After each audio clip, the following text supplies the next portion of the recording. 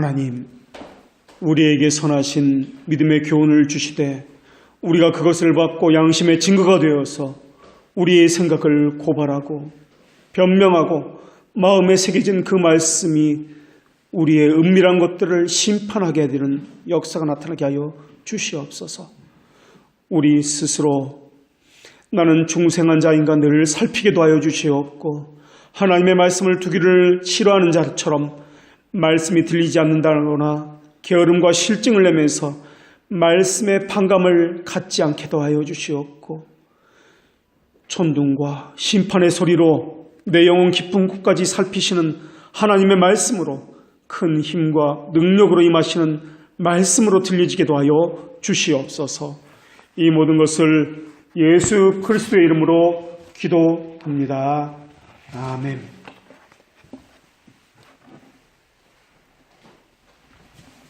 진리는 항상 논쟁이 생기는 대상이 있어 왔습니다. 초대교회 때 논쟁이 되었던 진리는 삼위일체 논쟁과 기독론 논쟁입니다. 1차부터 2차 교회들의 회의에서는 삼위일체 논쟁이 있었고, 3차와 4차 교회들의 회의에서는 기독론 논쟁이 있었습니다. 삼위일체와 기독론 논쟁이라는 것은 예수님이 누구시냐, 너희들은 나를 누구나 고백하느냐 하는, 예수님이 누구시냐는 논쟁입니다. 그래서 삼위일체 논쟁과 기독론에 대한 논쟁을, 이 둘을 합쳐서 예수님의 두 본성 논쟁이라고 이야기합니다. 그것이 초대교회 논쟁이라면은 중세시대에는 논쟁이 구원에 관한 논쟁이었습니다. 중세교회가 1000년 동안 숨긴 진리가 있었는데 그 숨겼던 진리는 칭의였습니다. 중세의 교회에 논쟁이 있었던, 숨겼던 그 칭의는 어떻게 해야 구원을 받느냐는 문제였습니다. 그래서 칭의의 문제에 있어서는 초대교회는 희미하게 나타납니다. 중세교회에서는 아주 그것이 논쟁의 부각점이 있었기 때문에 중요시 다루고 있는 것이 중세교회였습니다. 그래서 어느 학자도 초대교회 시대에 살았던 어거스틴에게서는 칭의를 가져와서 인용하지 않습니다. 왜냐하면 그것이 논쟁거리가 되지 않았기 때문에 그렇습니다. 모든 사람이 그것은 당연한 것으로 여겼기 때문에 논쟁의 여지가 되지 않았습니다. 그런데 중세 1000년 동안 이것이 감추어졌습니다. 그래서 종교개혁 시대에 와서 이것이 다시 한번 나타나게 되는데, 그래서 우리와 로마 가톨릭의 차이는 삼위일체의 차이가 전혀 없습니다. 기독론의 차이도 전혀 없습니다. 그 둘은 우리와 그들이나 동방교회나 다 같은 동일한 진리를 가졌다고 보아야 합니다. 그래서 사도신경이나 우리가 오늘 고백했던 니케아 콘스탄티노플 신경이나 칼케돈 신경이나 아타나우스 신경 같은 이 고대 신조들은 로마 가톨릭 교회나 동방교회나 어디를 가든지 동일하게 이것을 고백하고 있습니다. 문제가 있다면 바로 중세시대 때 감추어진 이 진리인데, 바로 구원에 관한, 어떻게 구원을 받을 것인가 하는 이 문제인데, 특별히 칭의의 문제가 감추어져 있었습니다. 종교개혁자들은 중세 청년의 어두운 시대를 보면서 중세교회가 숨겨놓고 가르치지 않은 교리가 있다는 것을 발견하게 되었습니다. 그래서 되찾은 진리가 바로 칭의 교리입니다. 중세교회는 구원과 관련해서 성경에서 말씀하고 있는 것과 다른 것들을, 다른 구원의 것들을 가르치고 있다는 것을 이 종교개혁자들이 깨닫기 시작한 것입니다. 그래서 종교개혁자들은 성경에서 말하는 진리가 무엇인지를 발견했기 때문에 자신이 그 진리를 전하기 위해서 피 흘려서 순교로서 이 진리를 오늘 우리에게까지 알리고 전해지게 된 것입니다. 루터는 바르게 살고 싶었습니다. 그래서 교회에서 하라는 대로 다 했습니다. 그런데 안 되는 겁니다. 자신의 걷는 길이 바른 길인지 잘못된 길인지 성경의 기초에서 판단해야 하는데도 불구하고 그는 교회의 관습과 전통에 의해서 그것을 판단하려고 했기 때문에 그렇습니다. 자신이 뿌리내린 근거들과 기반들이 역사적으로 잘못된 것이었는데도 불구하고 그는 처음에는 내가 무엇을 잘못하고 있는지를 잘 몰랐습니다. 교회의 사람대로 했지만은 더 공허할 뿐 더 메말라져 가고 있었습니다. 그런데 신앙은 이렇게 시작합니다. 그것이 무엇인지는 모르지만 그것이 잘못되었다라는 막연한 인식으로부터 바른 신앙이 시작된다는 것입니다.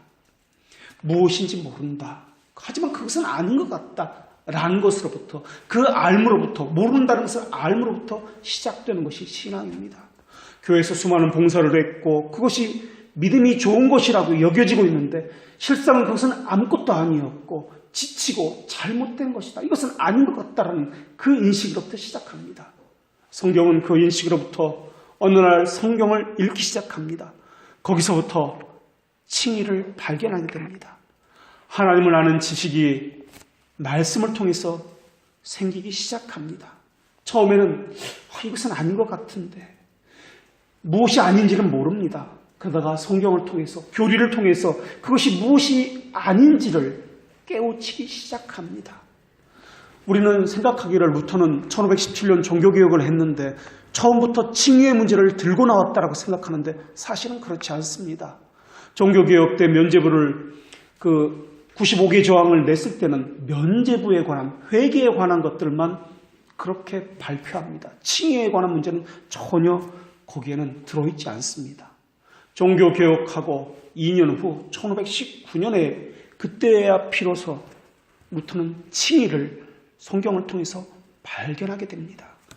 그리고 그때서야 이것이 잘못되었구나. 구원의 문제에 있어서 이것을 다루지 않고 있었구나. 숨겨놓고 있었구나.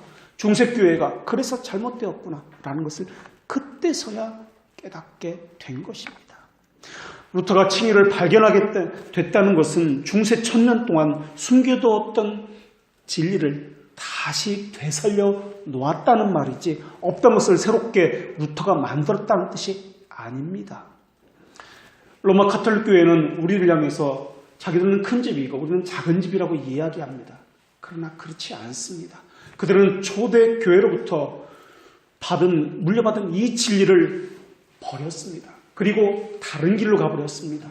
그리고 우리는 종교개혁들에 의해서 다시 초대교회로 되돌아가서 그 진리를 다시 계승하고 있는 것입니다. 이 구원과 관련된 중요한 진리인데도 불구하고 로마 가톨릭은 이것을 숨기고 사람들에게 알리지 않았던 것입니다.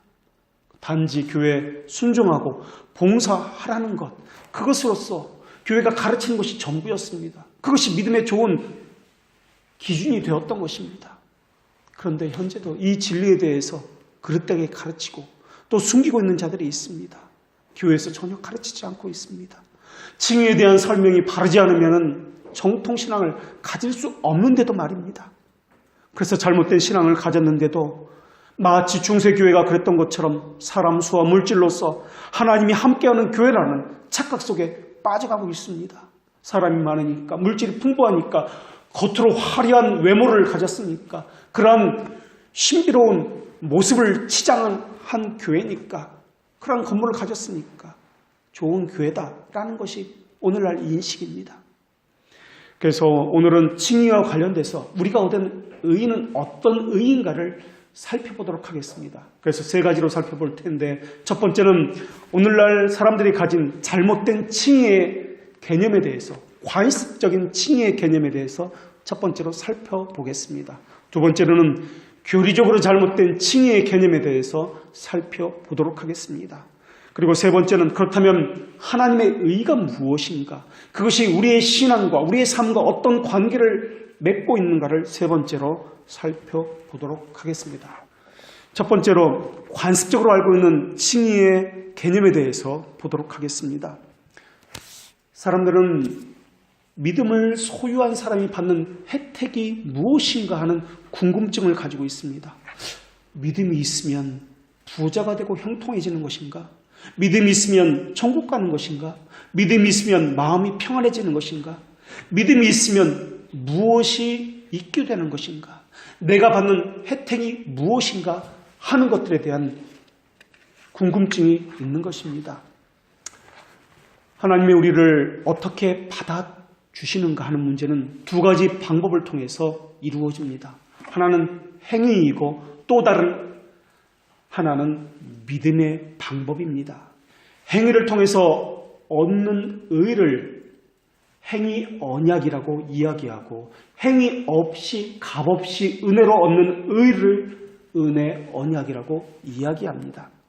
그런데 행위 언약은 타락 전 인간의 상태와 관련이 있고 은혜 언약은 타락 후의 인간의 상태와 관련이 있습니다.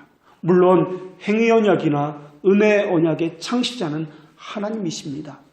그리고 이 두 언약 모두 이 근원은 하나님의 은혜로부터 출발을 합니다. 그리고 그 두 언약 모두가 목표하는 바가 있는데 그 언약의 목표는 둘 다 하나님의 영광입니다.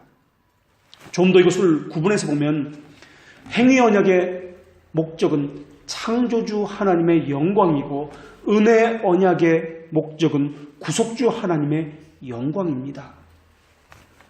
물론 삼위 하나님께서 동일하신 분이시기 때문에 이렇게 나누는 것, 구속주 하나님의 영광, 창조주 하나님의 영광으로 나누는 것이 무의미합니다.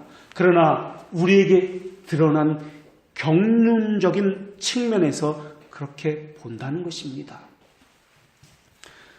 성도의 견인과 관련해서도 행위 언약은 사람의 자연적인 힘에 크게 의존하고 있습니다. 그러나 은혜 언약은 사람에게 의존하는 것이 아니라 사람의 모든 의를 제거해버리고 하나님의 은혜에만 의존하고 있습니다.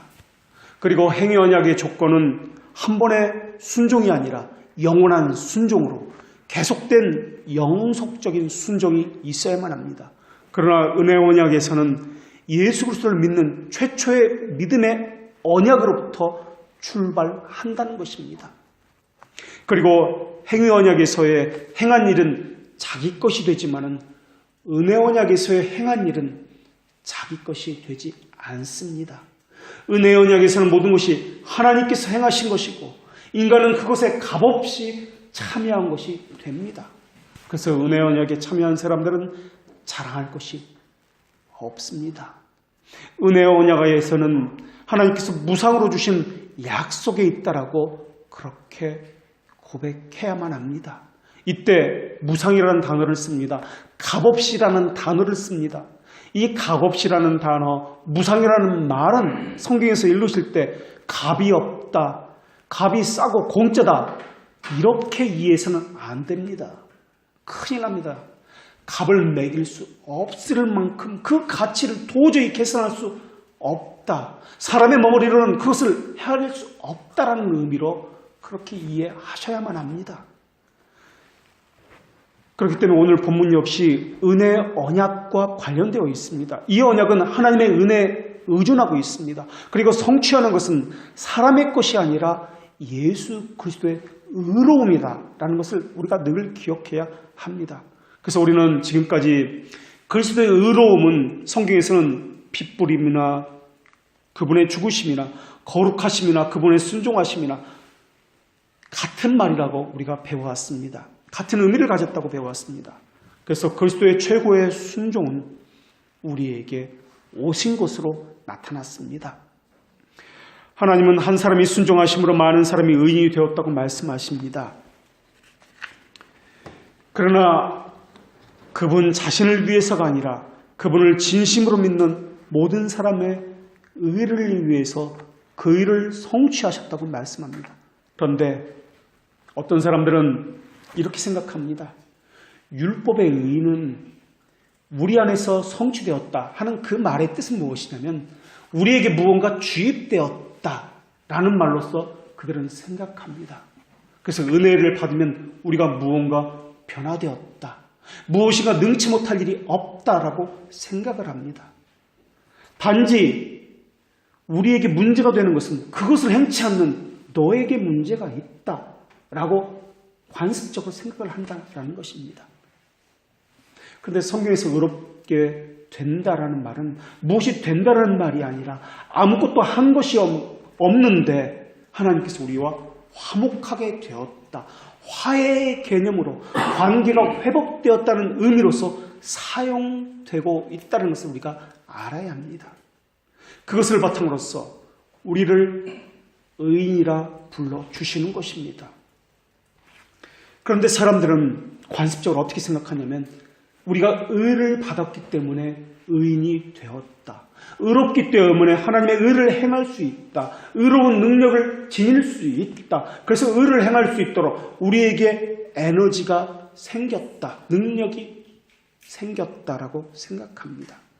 그런데 이런 생각은, 이런 주장은 의인이 되었기 때문에 의를 행하여 구원받는다는 말과 같은 말이 됩니다. 다시 말하면 행위를 통해서 복을 받고 구원을 받는다는 말과 같은 말이 된다라는 것입니다. 성경은 분명히 믿음을 선물이라고 이야기했습니다. 그러나 그들은 믿음을 선물로 이야기하지 않고 믿음을 조건으로서 이야기합니다. 믿음을 받았기 때문에 무엇을 행해서 구원을 받을 수 있다라는 조건으로서 여긴다는 것입니다.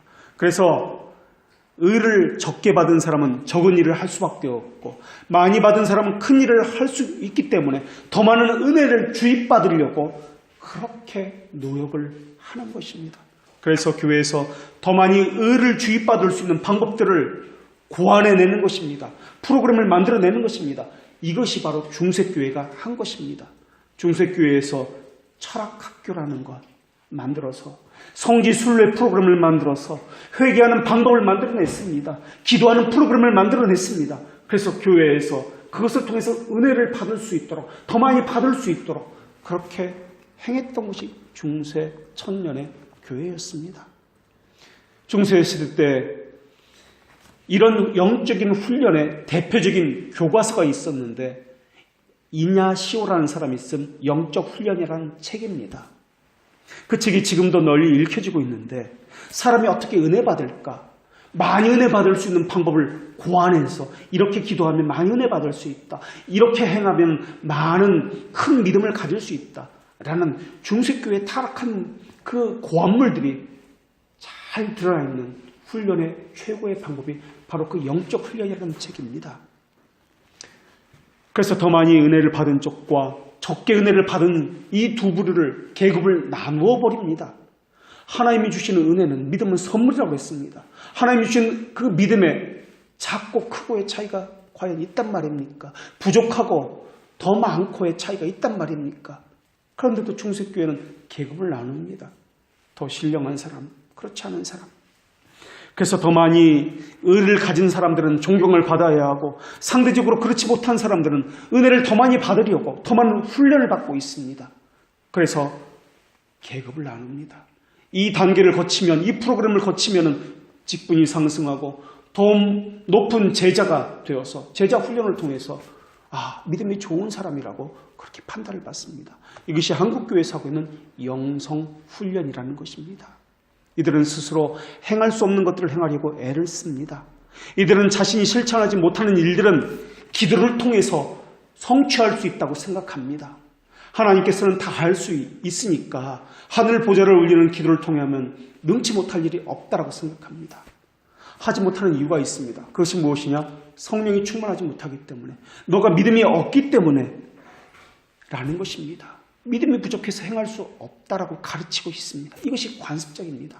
그래서 꿈을 크게 가져라, 비전을 가져라, 입을 넓게 벌려서 신앙생활을 열심히 하도록 강요하고 있는 것이 중세시대의 그러한 칭의에 관련된 잘못된 관습으로서의 가르침이었습니다. 이러한 것은 하나님께 열심은 있으나 올바른 지식을 따른 것이 아니고 하나님을 삼키는 열심이었을 뿐입니다. 이런 신앙은 이신칭의가 아니라 이행신의입니다. 행위로서 의롭다함을 받는다는 그러한 생각입니다. 이것이 중세교회 1000년 동안 있었던 것입니다. 이런 사람은 내가 행한 만큼 하나님께서 보상을 주시는 것으로 받아들입니다.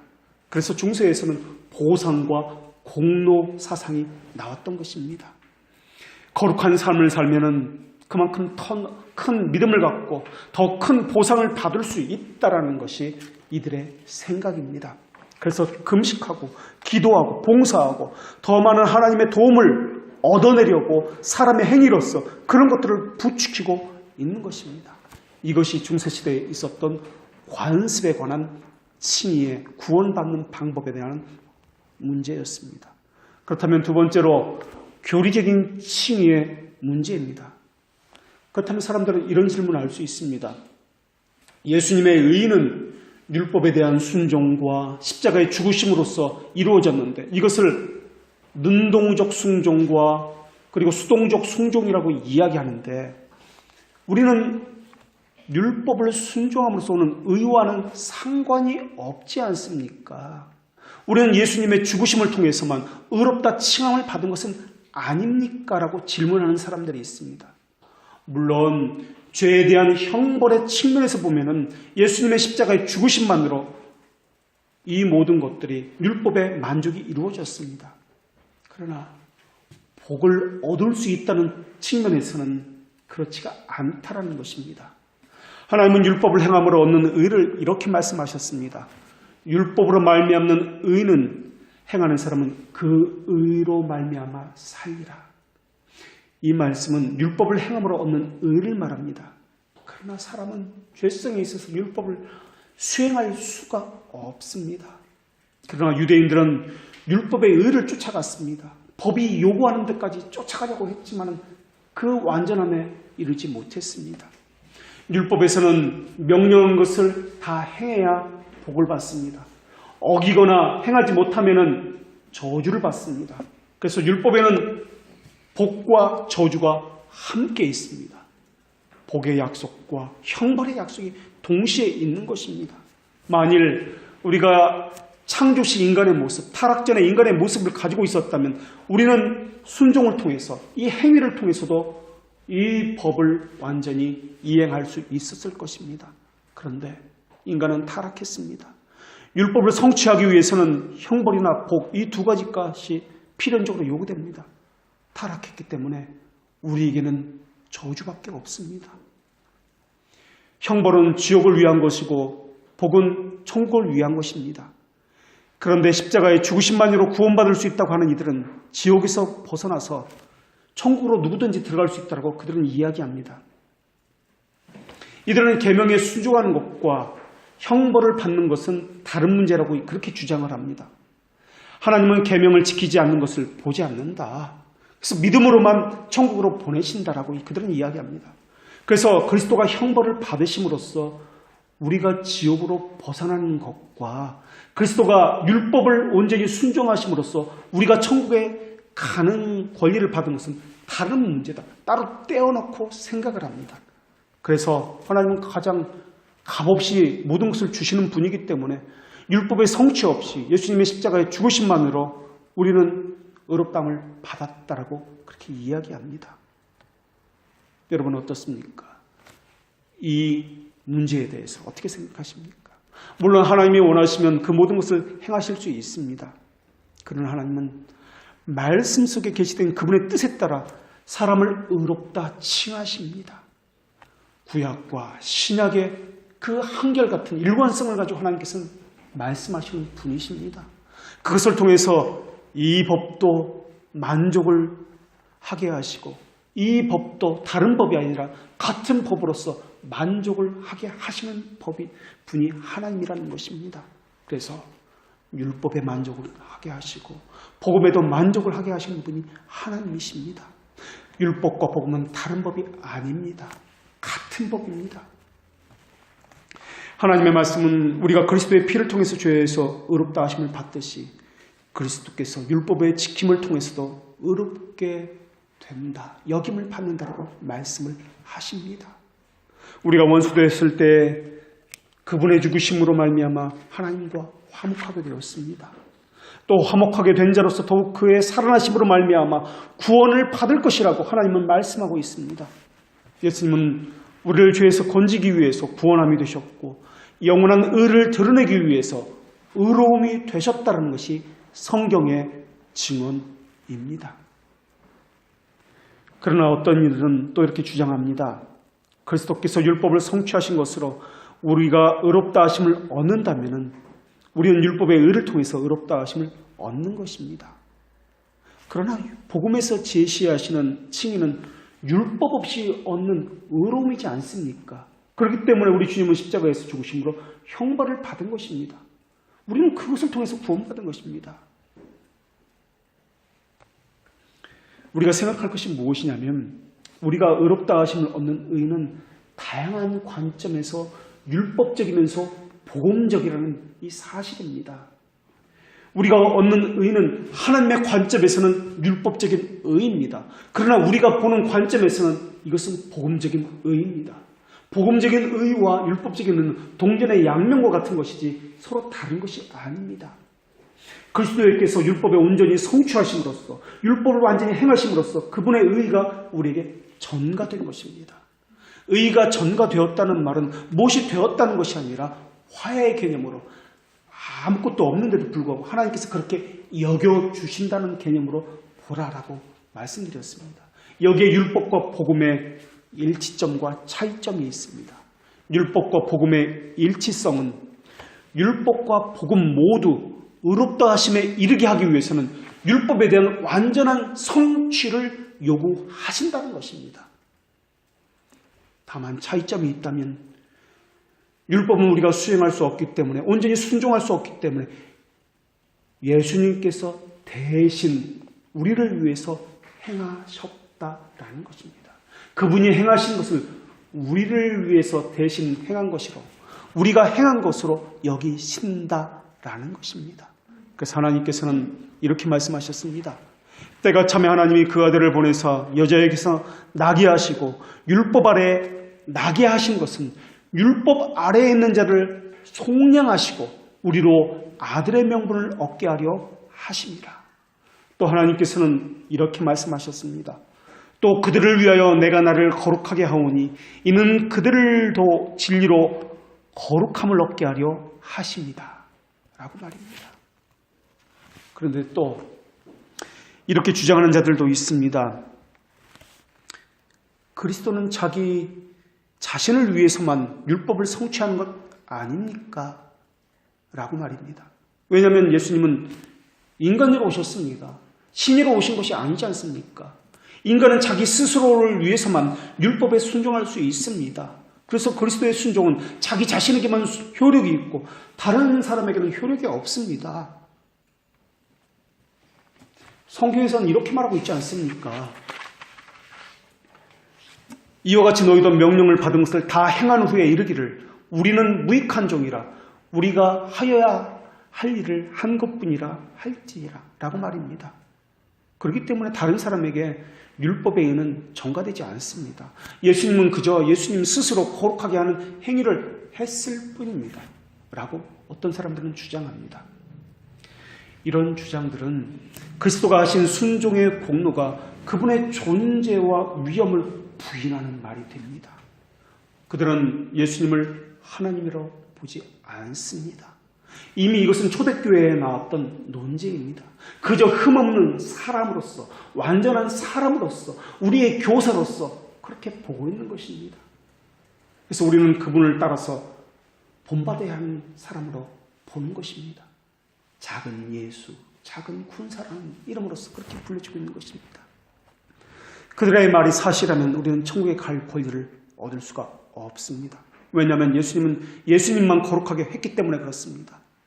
또 그들이 말이 사실이라면 예수님은 자신을 거룩하게 해야 할 만큼 무언가 부족하다는 뜻입니다. 순종을 통해서 더 나은 존재가 되어야 할 만큼 예수님은 무언가 모자라다는 뜻이 되기 때문에 그렇습니다. 그래서 그들은 율법에 순종하는 것은 예수님이 그저 인간이라고 보는 관점에서 그렇습니다. 그러나 우리는 고백하기를 예수님은 완전한 하나님이자 완전한 인간이라는 고백을 합니다. 그리고 하나님이신 그분이 이 땅에 오셔서 중보자로서 율법을 성취하신 것입니다. 그렇기 때문에 그분의 피는 하나님의 피 흘리심입니다. 그분의 순종은 하나님의 순종입니다. 그는 근본 하나님의 본체이시나 하나님과 동등됨을 취할 것으로 여기지 아니하시고 사람의 모양으로 나타나사 자기를 낮추고 죽기까지 복종하셨으니 곧 십자가에 죽으심이라. 이것이 우리가 고백하는 그분에 대한 고백입니다. 여기서 그분은 하나님이시라는 것과 동일한 본질이시라는 것을, 삼위일체체라는 동일 본질이라는 것을 발견하게 됩니다. 그리스도께서 이 땅에 성육신하셔서 잉태되고 고난을 받아 십자가에 죽으실 때까지 하신 모든 행위는 우리를 위한 보증자로서 행하신 행위였습니다. 그 행위는 의무 때문에 행하신 것이 아닙니다. 그분 자신을 위해서 행하신 것이 아닙니다. 우리를 위한 대속의 행하심입니다. 또 어떤 사람이 이렇게 주장합니다. 그러면 말입니다. 만일 예수님께서 순종을 통해서 우리를 의롭게 하려고 율법에 온전히 다 순종하셨다면 우리는 그렇다면 율법에 순종할 이유가 없지 않습니까? 예수님이 다 순종했는데 왜 우리가 율법에 순종해야 한단 말입니까? 그분의 율법의 순종이 우리 것이 되지 않습니까? 그렇기 때문에 우리는 다 순종한 것이 되지 않습니까? 그렇기 때문에 우리는 율법에 순종할 이유가 없습니다. 이들은 율법 폐기론자라고 이야기합니다. 그들은 율법에 순종할 필요가 없다라고 그렇게 이야기합니다. 그러나 그렇지 않습니다. 조건으로서가 아니라 결과로서 그렇게 순종을 해야 합니다. 구원받은 자로서 마땅히 선한 열매를 맺을 수밖에 없기 때문에 저절로 열매가 나오게 되는 것입니다. 조건이 아닙니다. 하나님을 영광스럽게 하기 위해서도 순종해야 하며 하나님의 뜻에 순종하기 위해서도 순종해야 합니다. 하나님께서는 우리에게 내가 거룩하니 너희도 거룩하라고 말씀하십니다. 이것은 명령이 아니라 어쩌면 우리에게 심겨진 하나님께서 우리 안에 심어놓으신 생명을 다른 표현으로 말씀하신 것이도 모르겠습니다. 형제들을 교화하기 위해서도 순종해야 하며 우리 자신의 믿음을 증명하기 위해서도 순종을 해야 합니다. 믿음을 가진 자는 반드시 순종으로 나타나기 때문에 그렇습니다. 또 칭의를 받은 것에 대한 확신을 갖기 위해서도 순종을 해야 합니다. 우리의 부르심과 택하심을 확실한 것으로 만들기 위해서도 율법에 순종해야 합니다. 신앙생활을 하면서도 무엇보다도 하나님의 어떠하심, 아버지 되심을 체험하기 위해서라도 순종을 해야 합니다.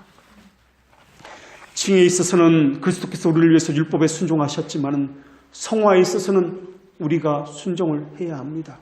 사실 칭의와 성화를 나누고 있습니다만 하나로 연결된 것입니다. 반드시 순종의 덕목으로 우리가 칭의를 받았다는 것이 증명되어야 합니다. 그래서 칼빈은 성화라는 말을 쓰지 않습니다. 성경에도 성화라는 단어는 나오지 않습니다. 의롭다 칭한다는 칭이라는 단어는 나오지만 성화라는 말은 나오지 않습니다. 다만 거룩이라는 말은 나옵니다. 그래서 사람들은 칭의와 성화를 구분해서 사용하고 있을 뿐이지 칭의와 성화는 같은 의미입니다. 칭의는 거룩으로 나타나게 되어 있다는 것입니다. 그래서 칭의를 받은 사람은 거룩한 삶을 살 수밖에 없습니다. 그렇다면 거룩한 삶을 살지 않은 사람은 어떤 사람들입니까? 그 사람이 받았다고 하는 칭의는 거짓이 될 수 있다는 것입니다. 그 사람이 가졌다는 믿음은 거짓이 될 수 있다라는 것입니다. 그리스도의 율법에 대한 순종은 칭의의 본질적인 부분입니다. 칭의를 가져온 것은 순종의 전 과정을 통해서지 십자가를 지신 그것만 가지고 우리를 의롭다 하신 것이 아니다라는 것입니다. 그리고 지난 시간에도 말씀드렸듯이 율법에 대한 순종과 십자가를 지신 그것만으로 우리를 의롭다 하신 것이 아니다라고 말씀드렸습니다. 그것은 우리에게 드러난 경륜적 구속사의 모습이지 드러나지 않는 내지적인 하나님의 본성과 관련된 것은 그 너머에 하나님의 기쁘신 뜻이 있었다라는 것을 말씀드렸습니다. 그래서 우리의 구원은 십자가를 통해서 비로소 구원받은 것이 아니라 예수님이 이 땅에 오셨기 때문에 구원받은 것이 아니라 창세 전에 우리가 태어나기도 전에 예정에서 이 구원을 찾아야 된다라고 말씀을 드렸습니다. 그래서 태어나기도 전에 어떤 이는 하나님의 사랑을 받았다라고 성경은 기록하고 있습니다. 그런데 사람들은 예수님의 이 십자가의 죽으심까지만 이야기하고 그 이상은 말하지 않고 있습니다. 그것만 가지고는 타락한 인간을 의롭다 하기는 충분하지 않습니다. 하나님의 선하신 뜻과 그 약속, 선하심의 약속이 존재되어야 합니다. 약속이 없었다면 예수님의 그 순종은 우리와는 전혀 상관이 없었을 것입니다. 약속이 먼저 되어 있지 않았다면 예수님의 그 십자가의 죽으심은 우리와 화목을 가져다 주지 않았을 것입니다. 또 어떤 사람 말하기는 우리의 죄들을 용서하셨으니까 그 다음부터는 우리는 죄를 스스로 짓지 않고 거룩한 삶을 살아야 천국에 갈 수 있다고 말을 합니다. 죄들의 용서함을 받은 것까지는 예수님의 의로움으로 하는 것이고 천국으로 가고 못 가고는 우리가 하는 것이라고 그렇게 이야기합니다. 그것 역시 틀린 것입니다. 칭의를 좀 더 구체적으로 살펴보면 칭의는 두 부분으로 되어 있습니다. 하나는 믿는 자를 죄와 사망의 법에서 벗어나게 하는 칭의가 있고 또 하나는 믿는 죄인을 생명에 이르게 하는 의로운 자로 받아들이는 칭의가 있습니다. 하나는 부정적인 것이고 하나는 긍정적인 것입니다. 사망에서 벗어나게 하는 칭의와 의롭다는 칭의, 이 두 가지 것이 있습니다. 사망에서 벗어나게 하는 칭의를 우리는 다른 말로 죄들의 용서다라고 말을 합니다. 이러한 칭의는 우리에게 전가된 예수님의 고난과 십자가를 통해서 우리에게 이루어집니다. 그래서 예수님의 십자가를 통해서 우리는 죄들의 용서를 받습니다. 그런데 믿는 죄인을 생명으로 이르게 하는 칭의는 영생을 얻을 수 있는 충분한 공로여야 합니다. 이것을 우리는 의의 전가다라고 이야기합니다. 그래서 의의 전가는 예수님의 율법에 대한 온전한 순종으로 우리에게 전가됨으로 이루어집니다. 그래서 죄와 사망에서 벗어나게 하는 칭의를 통해서는 우리는 지옥에서 벗어났으며 죄인을 생명으로 이르게 하는 칭의를 통해서는 우리는 하나님 나라에 들어갈 자격을 얻게 되는 것입니다. 이 두 가지 칭의에 대해서 하나님은 로마서 5장 9절에서 이렇게 말씀하십니다. 그러면 이제 우리가 그의 피로 말미암아 의롭다 하심을 받았으니 더욱 그로 말미암아 진노하심에서 구원을 받은 것이니, 이것은 예수님께서 십자가에 피 흘려 순종하심으로써 하나님의 진노에서 구원받았다는 것을 말씀하고 있습니다. 그리고 로마서 5장 19절에서는 또 이렇게 말씀하십니다. 한 사람이 순종하심으로 많은 사람이 의인이 되었느니라. 의에 대한 순종, 율법에 대한 순종으로서 우리는 의롭다는 생명을 얻었다라는 것입니다. 그런 어떤 사람들은 사람의 공로를 말합니다. 이들은 칭의가 전적으로 죄의 사면에 있다고 이야기합니다. 이들은 죄의 용서만 이야기하고 의의 전과는 간과해서 이야기합니다. 칭의에는 두 부분이 있다는 것을 이들은 부인하고 있습니다. 죄들의 용서로는 지옥에 가지 않게 되었는데 그것으로는 부족하고 사람의 공로가 있어야 그 공로로 천국으로 갈 수 있다라는 것입니다. 우리는 칭의의 두 부분을 모두 인정해야 합니다. 만일 칭의가 죄의 사면만을 말하는 것이라면 칭의에서는 죄만 없어지는 것이 아니라 의로운 자로 받아지는 것도 역시 없어질 것입니다.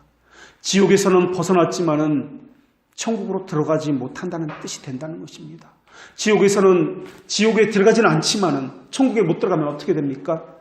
그래서 중간 단계가 필요하게 된 것입니다. 그래서 연옥 교리가 나오게 된 것입니다. 죄의 사명과 의의 정보가 서로 다를 뿐이지만은 그 두 가지가 동시에 있어야 합니다. 사실 그 두 가지는 원인도 다르고 결과도 다르게 나타납니다. 죄들의 사면을 받은 사람은 다른 사람의 죄도 용서할 수 있습니다.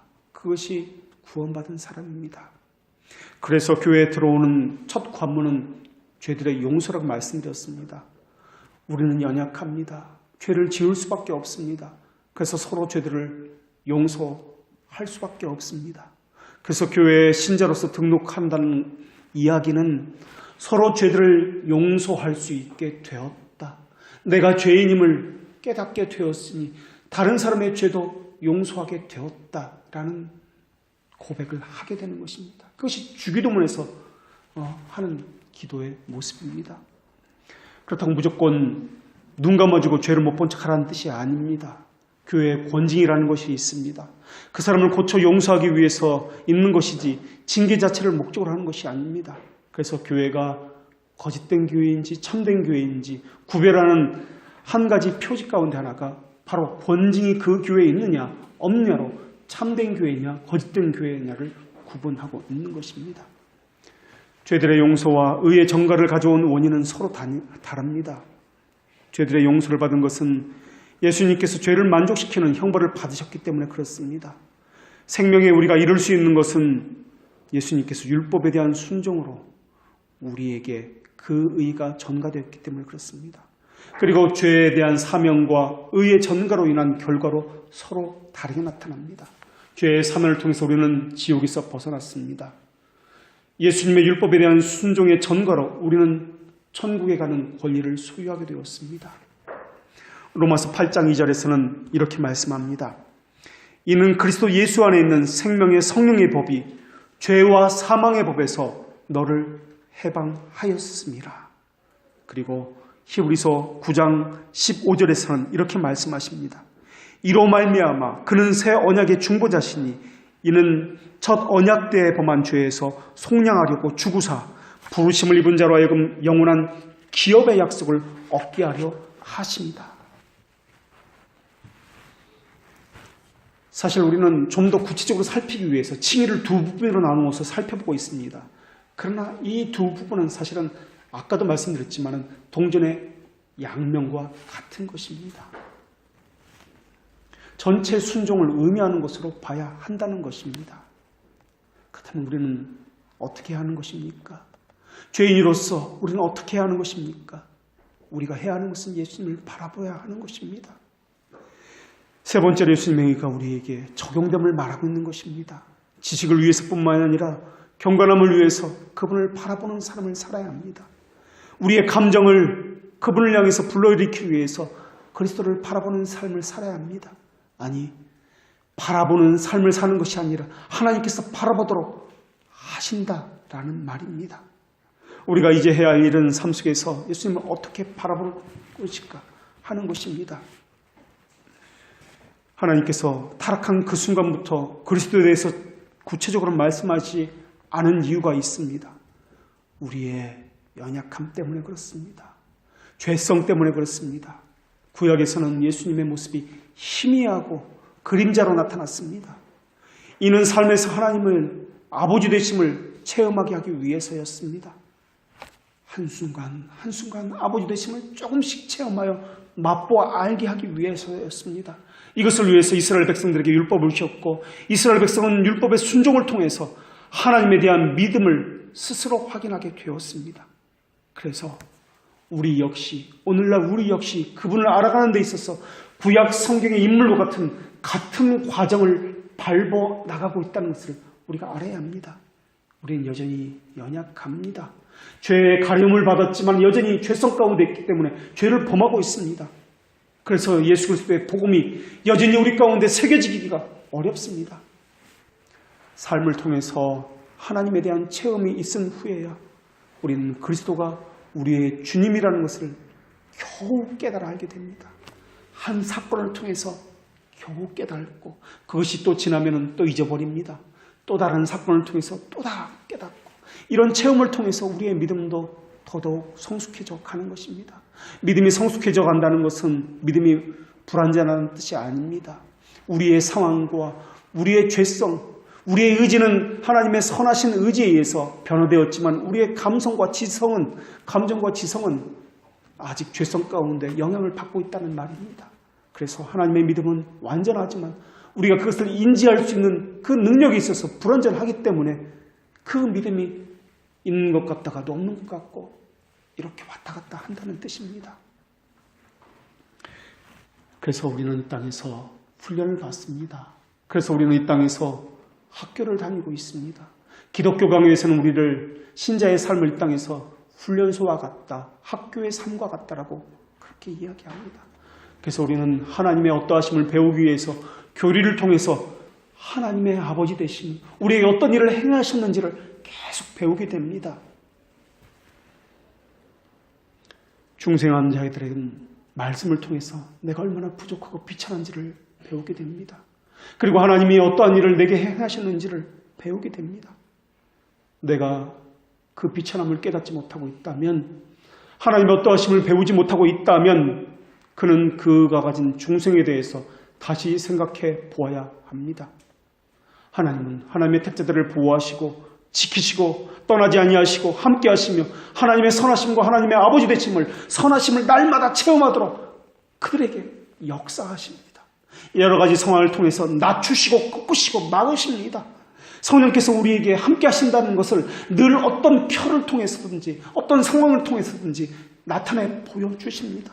그것으로 우리의 심정을 감동시키시고 하나님께서 계시고 나와 함께 하신다는 것을 증명해 보여주십니다. 너희는 가만히 있어 잠잠하여 내가 너희의 하나님됨을 보아 알지어다라고 말하고 있습니다. 이것을 성경에서 체험적 신앙이다, 믿음의 체험이다라고 이야기합니다. 무언가 이상한 것을 보고 무언가 내가 신비 체험을 해서 어떤 이상한 신비냐는 것을 하는 것을 믿음의 체험이라고 하지 않습니다. 성경에서 말하는 믿음의 체험이라는 것은, 신비적 체험이라는 것은 아버지 하나님을 아는 것, 이것을 체험이다라고 이야기합니다. 체험을 할 때마다 우리는 하나님께서 나의 아버지라는 것과 나는 그분의 자녀라는 것을 확신하고 고백하게 됩니다. 그래서 성령이 함께하는 자들은 아버지라, 아빠, 아버지다라고 그렇게 부를 수 있게 되는 것입니다. 이게 중생한 자들의 특징입니다. 그래서 변할 수 없는 사실 때문에 이 길을 걷는 것, 그것이 우리의 부르심이라는 것을 다시 한번 확인하게 되는 것입니다. 하나님은 이 부르심이 확실한 것을 증명하기 위해서 다양한 상황들을 만드셔서 우리를 얼마나 사랑하는지를 일마다 때마다 말씀을 통해서 깨닫게 하시는 분이십니다. 교회로 부름 받은 자는 그래서 교회를 사랑할 수밖에 없습니다. 그래서 중생한 자는 교회를 아끼고 교회를 위해서 눈물을 흘릴 수밖에 없습니다. 자녀들은 자기 부모가 돈을 못 번다고 우리 부모가 아니야 라고 말하지 않습니다. 우리 집은 왜 이렇게 못 살아 라고 말은 할 수 있지만 그렇기 때문에 우리 부모가 아니다 라고 말하지 않습니다. 하나님께서도 마찬가지입니다. 하나님이 사랑한다는 것을 늘 알려주기 때문에 우리는 부인할 수 없습니다. 교회가 가난하고 없을지라도 부름받은 사람들은 교회를 우리 부모가 아니라고 말하지 않습니다. 교인이 없다 할지라도 그 부모는 우리의 부모라고 말합니다. 오히려 더 사랑하고 더 함께 노력을 합니다. 그들이 하나님의 자녀이기 때문에 그렇습니다. 그러나 이전이나 지금이나 의를 얻어서 어느 경지에 이르려고 하거나 그리스도의 의로 어떤 능력을 얻는 사람이 너무나 많이 있습니다.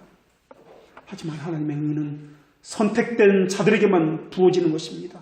무상으로 부어지는 것입니다. 그들에게만 진리를 깨닫는 말씀을 주시고 그들을 바른 말씀을 듣기 위해서 바르게 인도하시는 것입니다. 그러나 세상에는 하나님에게 어쩌면 버림을 받은 자들이 너무나 많이 있는지도 모르겠습니다. 그래서 기독교 강요에서 갈비는 수천만 명 중에 겨우 몇 명에 불과하다, 서너 명에 불과하다, 중생한 자는, 택함을 받은 자는 그렇게 고백을 하고 있습니다. 그것은 교회의 역사가 증명합니다. 초대교회의 역사가, 중세교회의 역사가, 2000년 교회의 역사가 다수가 참된 교회와 참된 교회가 아니라, 교인이 아니라 하나님 앞에 붙들림 받은 소수만이 참된 교회요 교인이라고 증명하고 있습니다. 칭의는 하나님과 화해됨을 의미합니다. 영원전에 이미 작정된 하나님의 선하신 뜻입니다. 영원전이라는 것은, 창세전이라는 것은 시간의 개념을 초월하라는 뜻입니다. 이 말은 무한하신 하나님의 사랑을 의미한다는 뜻입니다. 측량할 수 없는 은혜라는 의미입니다. 이해할 수 없는 비밀적인 섭리라는 뜻입니다. 우리와 함께 시작한 것을 우리는 은혜라고 부릅니다. 이것은 값을 매길 수 없는 엄청난 하나님의 사랑과 선하심입니다. 그래서 그리스도인의 특징은 하나님의 은혜를 알고 주님의 은혜로우심을 맛보아 아는 사람이라고 성경이 말씀하고 있습니다. 하나님은 택자를 향해 하나님께서 불쌍히 여기시고 그들에게 하나님의 사랑을 인식할 수 있도록 믿음을 선물로 주신다라고 말씀합니다. 믿음의 역할은 아무것도 없습니다. 단지 하나님의 사랑을 깨달아 아는 역할을 하는 것입니다. 우리의 이름은 용서받은 죄인이라는 이름입니다. 예수 그리스도의 의 안에 머물 때 우리는 예수님의 의로움을 인식할 수 있습니다. 우리에게는 오직 하나님의 값없는 사랑으로만 구원이 가능합니다. 우리는 믿음으로 구원받은 것이지 의심으로 구원받은 것이 아닙니다. 은혜는 죄를 확대해서 보여주고 있습니다. 은혜 아래 발을 딛고 서는 것이야말로 가장 복된 것일 것입니다. 은혜는 하나님의 사랑을 깨닫는 것입니다. 우리의 양심이 평강의 복음에 예비함으로 신을 신었다면 죄와 맞서 싸울 수 있게 될 것입니다. 은혜를 굳게 붙드십시오. 믿음의 변덕을 경계하십시오. 이상한 교리들에 끌려서 이리저리 흔들려 다니지 마십시오. 자신의 입장을 자주 변경하고 새로운 견해를 취하는 것은 나쁜 신호입니다. 마음을 은혜로 굳게 하는 것이 선합니다. 하나님은 우리에게 은혜 안에 계속 머물러라고 말씀하셨습니다. 하나님은 이것을 위해서 디모데에게 3가지로 말씀해 주셨습니다. 첫째는 진리를 따르라는 말씀입니다. 디모데후서 1장 13절에서 이것을 이렇게 말씀합니다. 너는 그리스도 예수 안에 있는 믿음과 사랑으로서 내게 들은 바 다른 말을 본받아 지키고 그것을 위해서 먼저 듣고 배워야 한다는 것입니다. 그것이 신자의 특징이기 때문에 그렇습니다. 중생한 자는 반드시 듣고 배웁니다. 바른 말을 본받아 듣고 배운다는 것입니다. 두 번째로 진리를 방어하라는 명령을 주셨습니다. 디모데후서 1장 14절에서 하나님은 이렇게 말씀하셨습니다. 우리 안에 거하시는 성령으로 말미암아 너희에게 부탁한 아름다운 것을 지켜라. 하나님의 은혜의 교훈에 말씀이 늘 머물도록 지키십시오. 은혜를 받는 것보다 중요한 것은 지키고 보존하는 것입니다. 우리가 은혜 가운데 지속적으로 머물 수 있는 방법으로 3번째는 진리를 후대에 전하라고 말씀하셨습니다. 디모데후서 2장 2절에서 하나님은 우리에게 이렇게 명령하셨습니다. 또 내가 많은 증인 앞에서 내게 들은 바를 충성된 사람에게 부탁하라. 저희가 또 다른 사람들을 가르칠 수 있으리라. 배우는 자만이 가르칠 수 있습니다. 은혜를 보존한 자만이 전할 수 있습니다. 이것을 근거로 우리는 먼저 진리를 배우고 그 배운 바 진리를 행하여 따르고 진리를 방어하며 진리를 전하는 삶을 살아야 할 것입니다.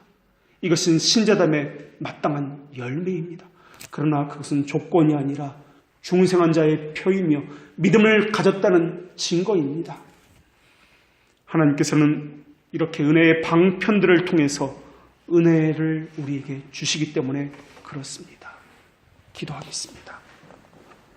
하나님, 말씀을 듣는 자가 의인이 아니요 말씀을 지키고 보존하며 행하는 자가 의인임을 우리에게 말씀해 주셨으니 참고 선을 행하여 영광과 존귀와 썩지 않는 것을 구하는 자들과 같이 되지 않게 하여 주시옵고 먹고 마시고 입은 것을 목표로 살지 않게도 하여 주시옵고 복음을 부끄러워하는 자들과 같이 살지 않게도 하여 주시옵소서.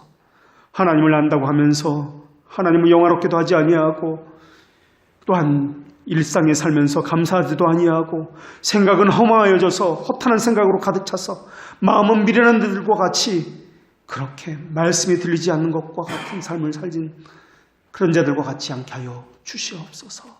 부탁한 아름다운 것을 지키게 하여 주시옵고 바른 말을 본받아 지키기도 하여 주시옵고 진리를 후대에게 전하는 삶을 살기도 하여 주시옵소서. 예수 그리스도의 이름으로 기도합니다. 아멘.